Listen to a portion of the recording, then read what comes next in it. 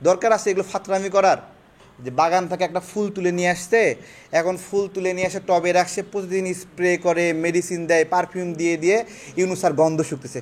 বাহ, সুন্দর এনসিপি, সুন্দর। এইরকম হচ্ছে এনসিপিকে কৃত্রিমভাবে বাঁচায় রাখার মতো একটা অবস্থা।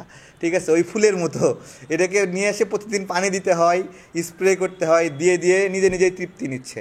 শোনেন, আমি একটা কথা বলি, ভারত সবসময় স্ট্যাবল একটা গভর্নমেন্টকে ভয় পায়। ঠিক আছে, স্টেবল গভর্নমেন্টকে ভয় পায়, এটা মাথায় রাখতে হবে। হ্যাঁ, আমি আবারও বলছি, এবং ভারত আমাদেরকে স্টেবল চায় না। ভারত আমাদের এখানে নির্বাচন চায় না, চায় না।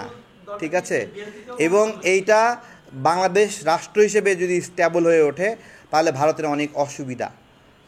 হ্যাঁ, এইটা হলো বিষয়। সুতরাং যারা নির্বাচন বিষয়ে চায় না তারা ভারতকে সমর্থন করছে, এটা হলো বুঝতে হবে। শুনেন, ভারত যা বলে মুখ দিয়ে তার উল্টোটা বুঝতে হবে।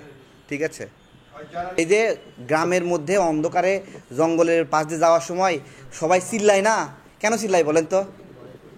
ওর ভয় কাটানোর জন্য চিল্লায়। তো নাহিদ ইসলামরা চিল্লা ফাল্লা করতেছে, ওরা একটা আতঙ্কে আছে। ওরা তো বিরামহীন, মানে বেসুমার, মানে চাঁদাবাজি লুটপাটের মালিক এখন। তো এইগুলো তো বন্ধ হয়ে গেলে ওরা করবে। এক একটা জেলায় প্রোগ্রাম করতেছে 20 লাখ, 30 লাখ, 40 লাখ টাকা করে প্রোগ্রাম করতেছে।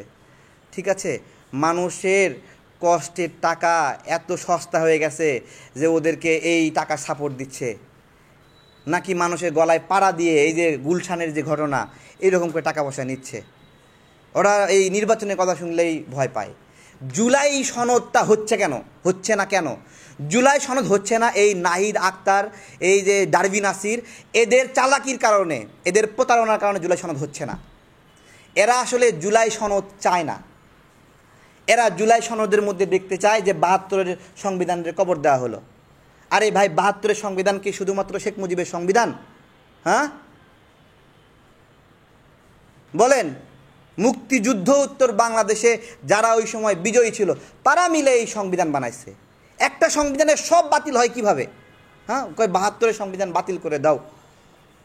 হ্যাঁ, এদের উপর কারা ভর করছে যে 72, 71 শুনলে এরকম জ্বালাপড়া করবে?